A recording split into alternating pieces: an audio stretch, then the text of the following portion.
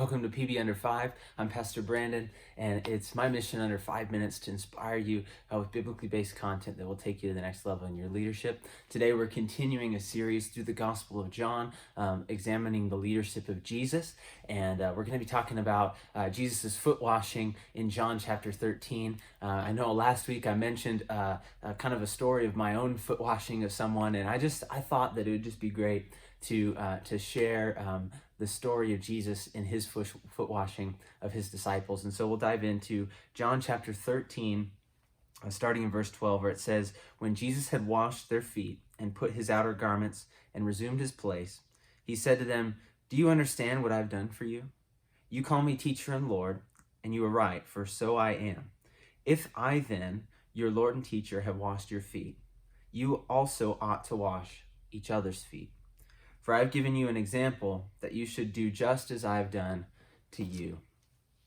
And obviously this is a famous passage that we hear all the time, but I think it speaks to, again, the servant aspect of leadership, that we are called to serve the people that we are around and do that first and foremost. Jesus didn't come to be someone who received the glory and received adoration and received praise from people. And yes, he did end up receiving those things from people, but it was not his purpose to come for that reason. It was to come to serve, to love people, to lay his life down. As we talked about last week, laying down his life for the sheep. One time I was at a youth camp, and I was in a cabin of freshman boys that I was leading, man, it was kind of crazy. I mean, if you've been to camp, freshman boys, they're just crazy. And so I know one night they took like a 2-liter bottle of water that they had poured out and filled it with Mountain Dew, and they just drank that thing, and they were just going crazy all night.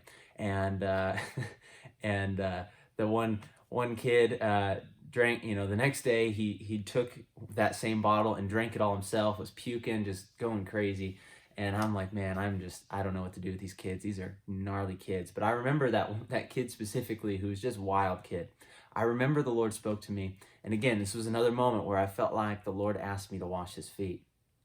And so, we went on a walk, and there was kind of a river there, and I washed his feet, and I prayed for him. And, I just spoke into his life, and I just told him, "Hey, man, I just believe there's greatness inside you." And I remember just him breaking down and crying and just sharing with me some things. And I remember from that point on in the camp, I mean, he just had an encounter with God, and it was powerful. And I think back on that moment, and I think about the service that I gave. I mean, I didn't do anything spectacular. I was doing all I could as a leader to try to enforce the rules and all that kind of stuff.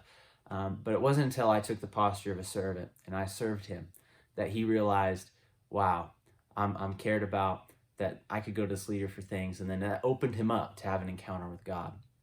And so I encourage you, as you maybe are a small group leader, and you are trying to help people go to the next level, or trying to help them grow in their faith, or maybe you're a manager or you're a parent, whatever you are, I encourage you to think about how you can serve the people that you lead. That you're here not to step on people, but to lift them up, to serve them, to help them become better than even you.